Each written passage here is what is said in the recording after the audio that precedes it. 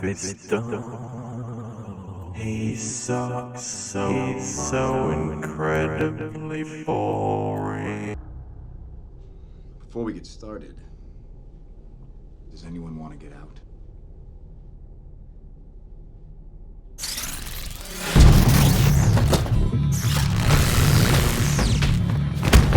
Whoa, big guy.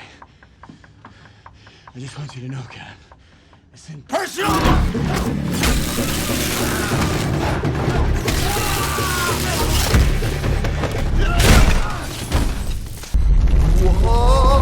Hey guys, and welcome back to another video. I'm sorry it's been a little while. I have really struggled for motivation on this channel, and realistically it's probably because I overworked myself on my other channel, checking the games. I was working like crazy on there, and it's somewhat paid off. I got a K views on one video, but I'm pretty sure that's because of how stupid the algorithm is. But nonetheless, that was very nice to see. And yeah, I overworked myself on that channel, and I didn't have the energy on this one. So I'm trying to keep like both channels pretty equal, as in, because I don't want to consider this as my main and that as my second, or either way. I consider them as equal, but yeah, it just happened sometimes, yeah, I guess not much I can really do about it. I think it happens to most creators. If you follow me on Twitter, which you should, then that's where most of my updates, because I don't have access to the community tab. But yeah, I will probably lose motivation once in a while, but I'll try my best not to overwork myself for my own mental health and for the sake of creating content for the few of you that do enjoy it. But first and foremost, before we get into the review, which you can see is over Captain America the Winter Soldier, I have to say one quick thing. WandaVision, baby! If you know, you know. So anyway, onto the subject of today's video. I'm so pale and I can't bother to do anything about it, I'm sorry. So, Captain America. As most people do, I love this movie. Oh, there will be spoilers in this video. I forgot. Sorry. But most people love this film, and I am no exception. Even though I have a lot of unpopular opinions, this film is not one of them. I love this movie. It is simply so good. It's crazy to see how far the Russos came, and I don't think this was a bad film by any means, but it's just to see from the scale they have came from this little thriller action movie to Infinity War and Endgame. Well, to creating the most incredible cinematic event ever.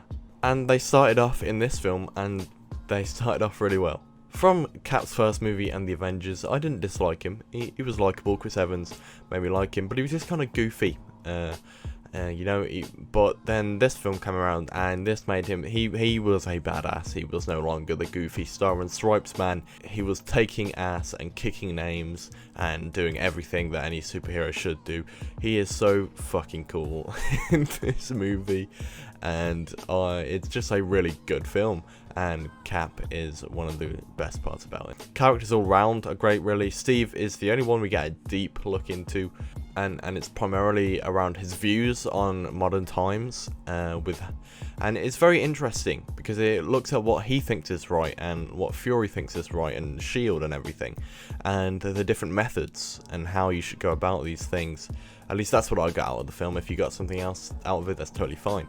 But yeah, and I think it was interesting that they looked at Fury and Cap both have had to do things that they don't want to do to achieve a general better result. But Cap disagrees with Fury's methods today, whereas Fury is okay with these methods because he feels it's the only way to protect people in the modern era. And even though Cap disagrees, he continues to work with SHIELD despite really uncomfortable over SHIELD's methods. Obviously Fury isn't the villain in this film, I'm not trying to make him out to be, but I feel like it explores the general idea of a villain, actually, which I didn't really feel until I watched this film this time around. Obviously I've seen it a couple of times before, but it really just looks at the idea of a villain isn't always, like, the general idea that a villain shouldn't always be obvious bad guy. Obviously Thanos is a great villain because he has a motivation that we understand. We actually care about him. I totally understand why he did what he did, and there are loads of other villains like that in loads of films. But there are also loads of films, especially in the MCU, that have a villain that are bad because they want to be bad for no reason. But this looks at it and it's like, even the good guys can be kind of bad. At least I feel like they kind of looked at that. But like I say, my interpretation. The revelation of Hydra is well done. I felt kind of bad for Agents of S.H.I.E.L.D. back when I watched it, when the first season came out. Then this film came out and it basically just destroyed the premise. But I got up to Agents of S.H.I.E.L.D. Series 5 and I was really enjoying it. I haven't seen Season 6, but I think it's on Disney Plus, so I probably will at some point. But yeah. The way we get the Hydra reveal with Zola is very clever. Even though very exposition heavy, it is kind of... it's kind of acceptable to me because of the incorporation of Zola, someone who we thought to be dead, and then the drone attack straight afterwards, like we're straight back into action. And speaking of, great action. You know, it's solid, shaky cam, white-knuckled brutality, and it's just some of the best action scenes in the entire MCU. You know, I think Infinity War, Civil War, and this movie are the three films with the best style action, the most brutal, and the most realistic, and I love it. Obviously all actors are great, as they often are in the MCU. I really like the introduction of Sam. We learn a fair amount about him, and we know what he does, we know what he likes and stuff. And Bucky is incredibly intimidating. He's pretty scary, actually.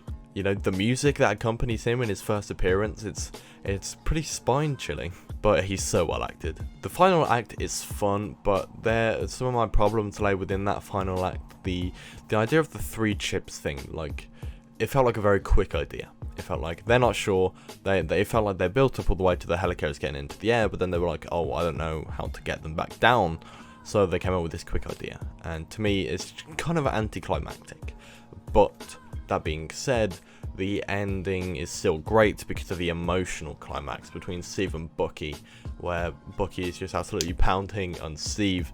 That is what keeps the final act afloat for me. It's got a real emotional climax. This film is literally just the style of what I want Falcon and the Winter Soldier to be, which I'm very excited for, by the way, especially after how WandaVision's going. I am loving WandaVision, like so much.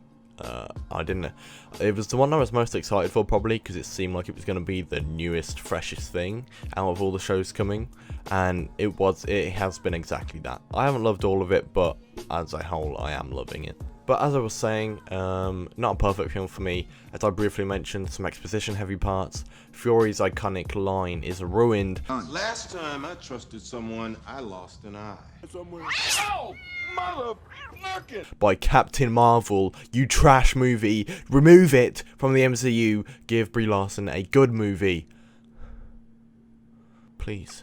And with the knowledge of Captain Marvel, it kind of ruins Fury's presence within this film a bit.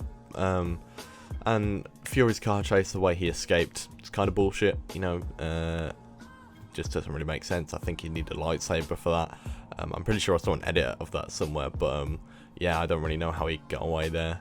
Overall though, this is a proper action thriller, not your average MCU mojo, just really good. Real world humour, real world characters, and an absolute blast from start to finish. A action thriller. It actually really reminds me of the 3rd and 4th Die Hard films. You know, obviously it's not as brutal and like whatever, but in style of film or in tone kind of thing, obviously it's not as adult as those films. Or I guess Die Hard 4, because that was a 12 in the UK.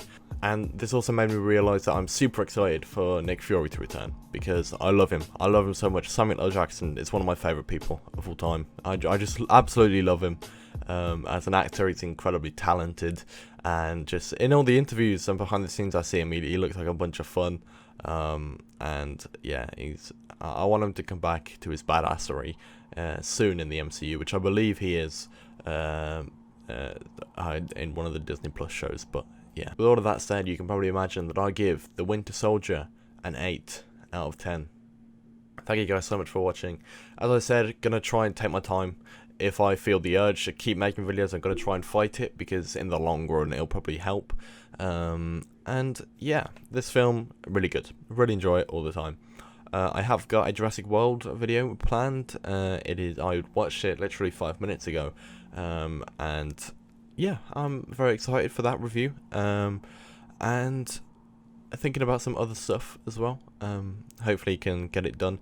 Also, I wanted to briefly mention, actually, now that I remember, I didn't have this written down, but the Joss Whedon drama, it's disgusting, it's shocking. And so now what I'm kind of trying to do is separate the art from the artist in these cases, because I love the Avengers, and I actually really enjoy Age of Ultron, and anyone on my channel knows how much Buffy and Angel mean to me. Like, there's liking media, and then there's it actually having a place in you, which media can do, and that's what Buffy did for me in particular, but also Angel, and multiple other films have as well. But those two shows are just, they've got me through hard times. They're something more than just a show for me, and seeing how Joss has treated a lot of his cast and crew makes me disgusted, and even if it was just a few people, it's still not okay.